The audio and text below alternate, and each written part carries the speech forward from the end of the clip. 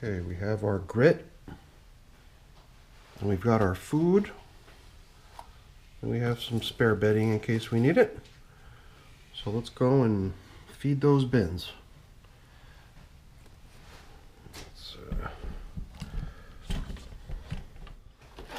Okay, so the food is kitchen scraps, different types of potato peelings,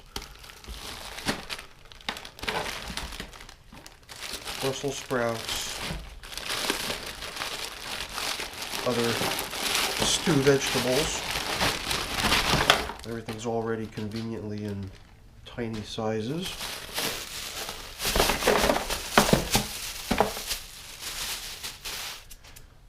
It's a good amount of food, so it'll be a generous feeding today. We'll begin with this. This is from only 35 days ago. It's not even really what I consider a bin anymore. It's a composting bin. I'm treating it as more as a storage container for my finished batch of vermicompost. The only thing with this vermicompost was that it was like a raw harvesting where the worms were removed. These were left as the castings, but I knew that it was chock full of worms as well as worm eggs, cocoons. So this is at the 5-week period now, 35 days, since this was set up to have now just an isolated feeding zone, trying to encourage any newly hatched worms to head over to here. I always think that's a pretty good sign when there's a worm hanging out right on the surface. I'm just going to take a little peek in here to see how things are progressing. You can see worms here and there. Just try to loosen everything up so that I can push everything aside. Oops. And drop some fresh food down here into the middle. This is corn.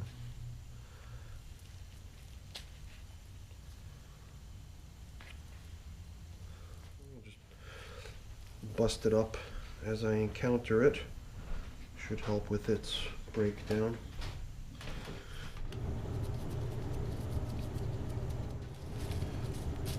Just a little bit of bedding material, a little bit of grit.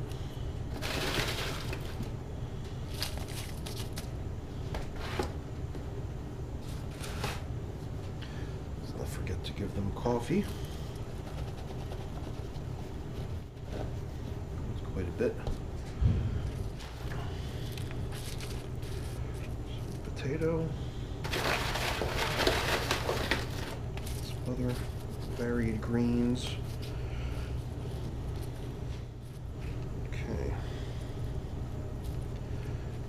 Covered back up.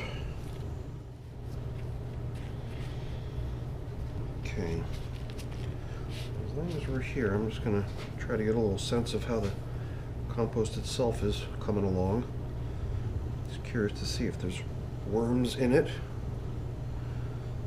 or what we see.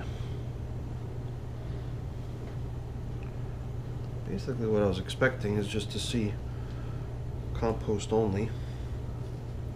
Good. Let's take some of this dry stuff off the top and we'll sprinkle it out here. Try to go down really deep to see what I can come up with. Just take up a fresh sample here. Here's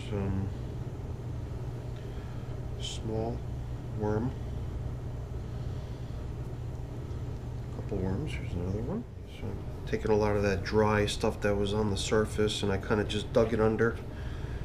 So this one is definitely nearing the point when it'll be ready to be completely harvested. And the worms will need a new home, so I'm gonna have to start thinking about where to move them.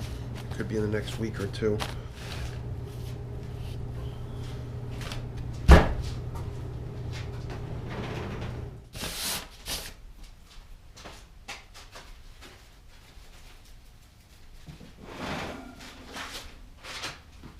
Alrighty, so also from November 8th, this is the hippopotamus bin. That's why purple hippopotamus has the purple cardboard.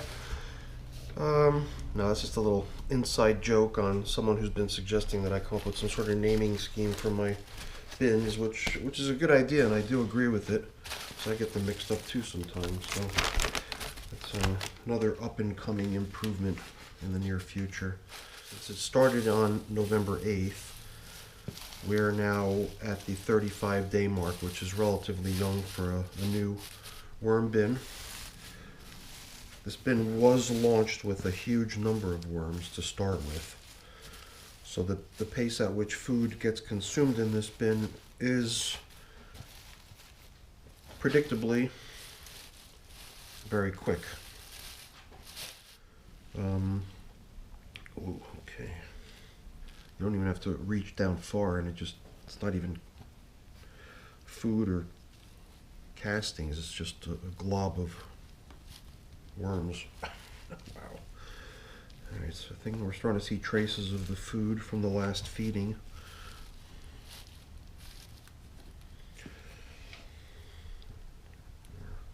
Chestnut.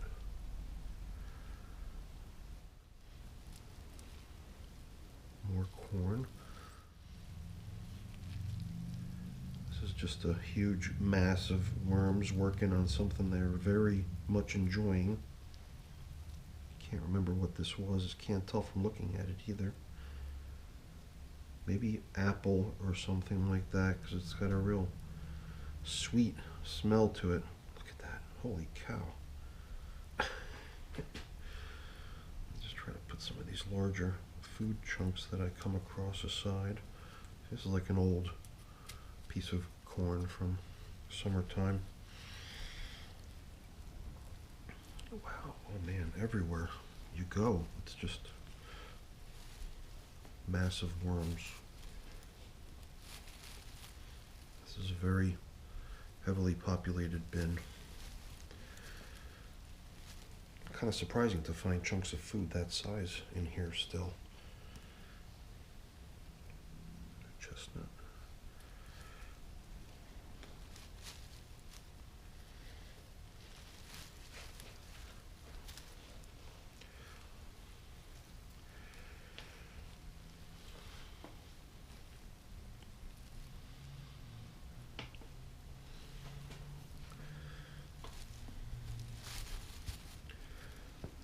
A bin like this definitely deserves a hearty feeding. I'm going to try to make space enough for them to get a big, huge wad of food. This just seems to have no end. This is just one continuous glob of worm.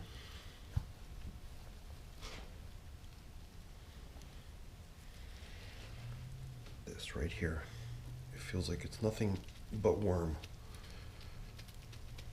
Okay, what's this piece of paper?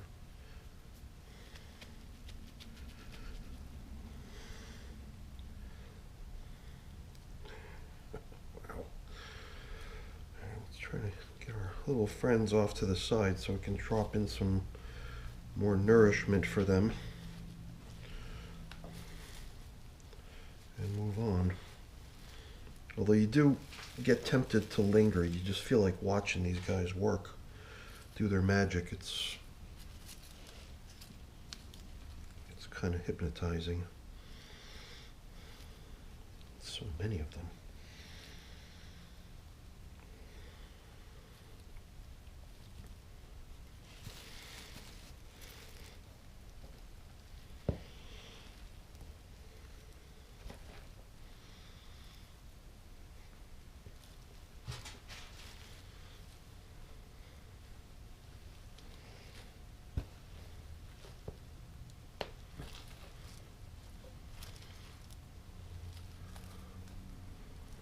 Seems like a good idea to drop in some bedding.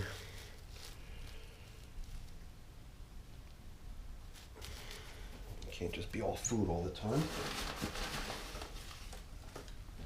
have a feeling they're going to go through this really quickly. I'm not even going to wet it down. I'm just going to leave it just the way it is. And I think that's going to be perfectly fine.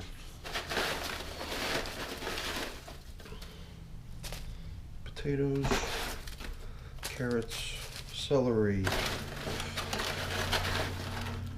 I'm not even sure what this is. Carl Rob, maybe.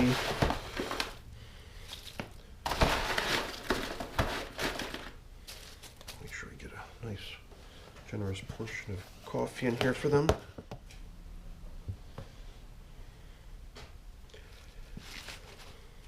I'm just going to give them a little bit more. Just kind of like a big chunk of food right there.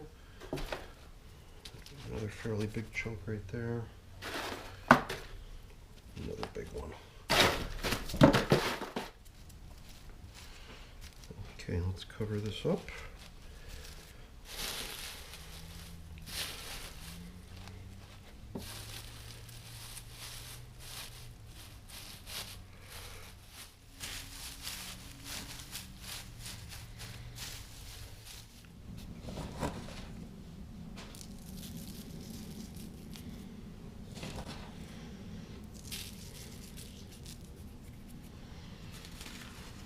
Since the big wad of previously started food is right here, alongside the newly added food, I'm going to put this here just to show that this is probably where we're going to find the biggest mass of worms next time.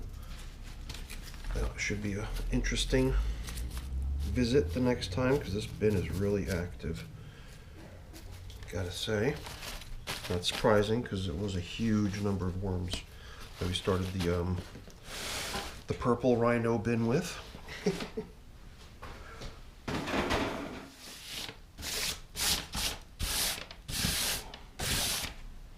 So finally come the sister bins.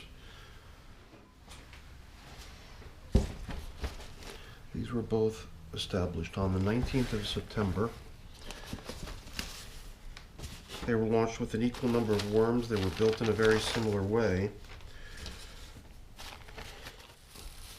It was almost ready for setting up a horizontal migration. So down the middle, down the middle is where the feeding's been happening. This is a cork.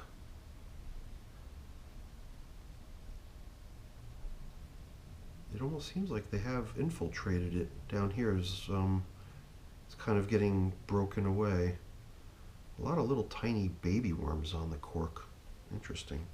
Even though both bins were set up equally from the beginning and managed equally, that other bin, the other bin of the two, has always managed to consume its food far more quickly than this bin. So it's not surprising that I've got like whole chunks of corn in this bin. The the sister bin has not had any solid chunks of food like this in it for weeks now. So even though this bin has large number of worms in it, as you can see, they're just not as voracious eaters as they are in the other bin. So one thing I had hoped to do if I continued finding large chunks of food in this bin was to sort of share the remaining large chunks of food with the other bin that's been eating it more quickly, to try to be done with these older pieces, these older chunks of food. So while maybe a couple of them will stay in this bin, I'll probably put a couple of them aside as well and feed them to the sister bin, so that all this remaining old food can be kind of divvied up and hopefully consumed more quickly by sharing.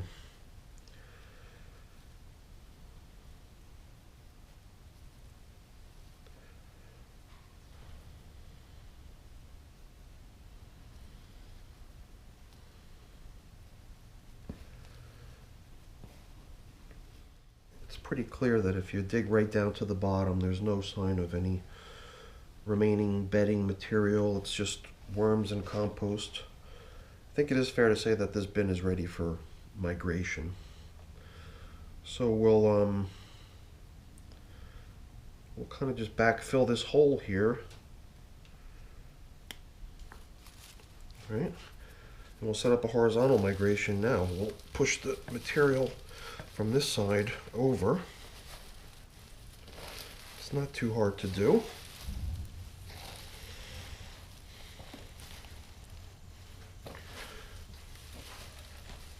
I did create a couple barriers here. A little bit geeky, I know, but I did want to have sort of a clear delineation between where the new horizontal feeding zone is and where the old material cuts off. So I'm going to use this as sort of a little bit of a divider here in our bin. Lay in some bedding material. I'm going to give them some leaves. Although, you know what? Maybe I just use the leaves that are already in here.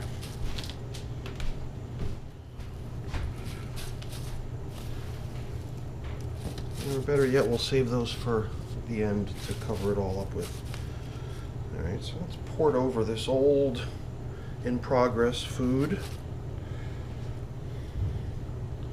Or at least a portion of it. What I'll do is I'll set a few of these pieces aside, these corn chunks. We'll add them to the sister bin.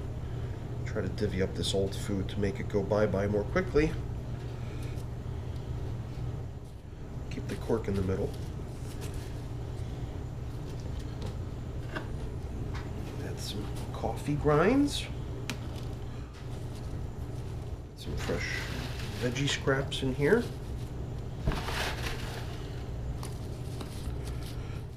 And we'll just start taking some of this leaf material from over here to cover up with.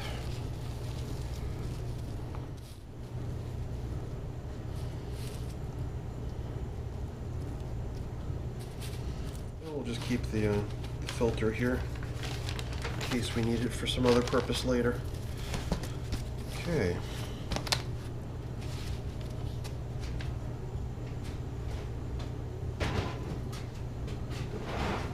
This last bin is dated the same as the previous one we just did. They're both from September 19th.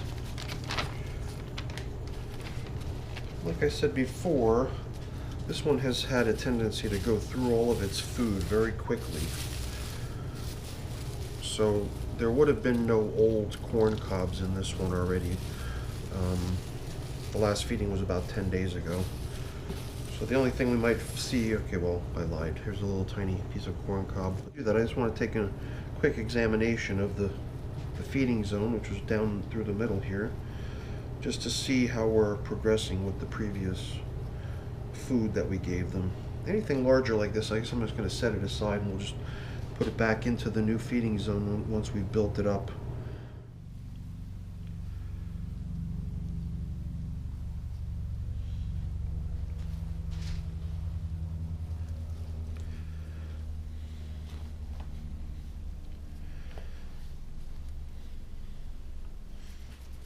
Alright, well, yeah, other than these couple of larger chunks, these came over from the other bin, these larger chunks are the ones I removed. Everything else is small enough or fragile enough already that it just broke in my hand as I encountered it. So those will all just be part of the material to be consumed as time goes on. Okay, let's start making some room on the other edge for horizontal migration setup. Okay. Like we did on the last one. A little bit cheesy, I know, but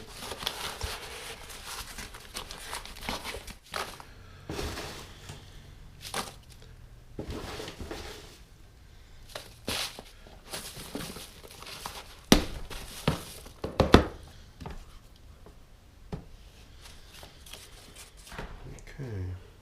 In with the old food, the old chunks of corn and whatnot. And in with the rest, the fresh food, brand new food.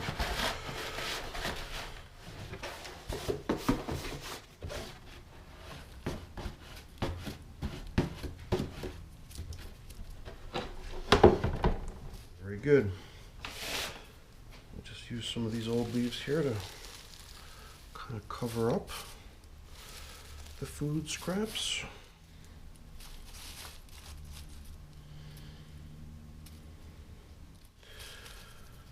This is my number 2 85-day-old bin, sister bins.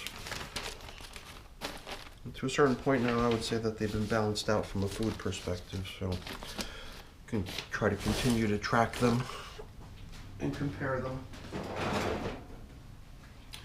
Alright, so that's about it for today. Thanks for watching.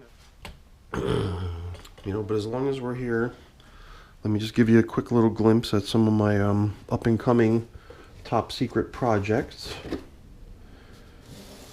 Okay, so if you've ever seen my time-lapse video of my layered worm bin, you can see I'm gearing up for another version of that. And then in here is also the other top secret project that we've been checking in on periodically. And as you can see, there's the bin behind the curtain and the GoPro camera clicking away and taking images. So hopefully we'll have something to share with that pretty soon too. This one's going to be pretty cool. Hopefully you'll enjoy it. But that's it for now, folks. Thanks for watching, and if you enjoyed the video, give it a thumbs up. I really appreciate that when you do, and think about subscribing to my channel too. That's even better. This way you don't miss an update. Alright, have a great day. Thanks for watching. Bye.